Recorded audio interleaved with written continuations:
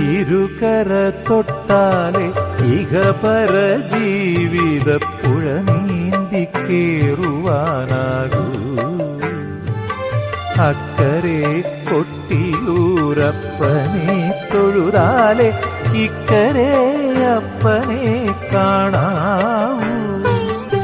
ഇരുകര തൊട്ടാലെ ഇഹപര ജീവിത പുഴ നീന്തി കേറുവാനാകൂ.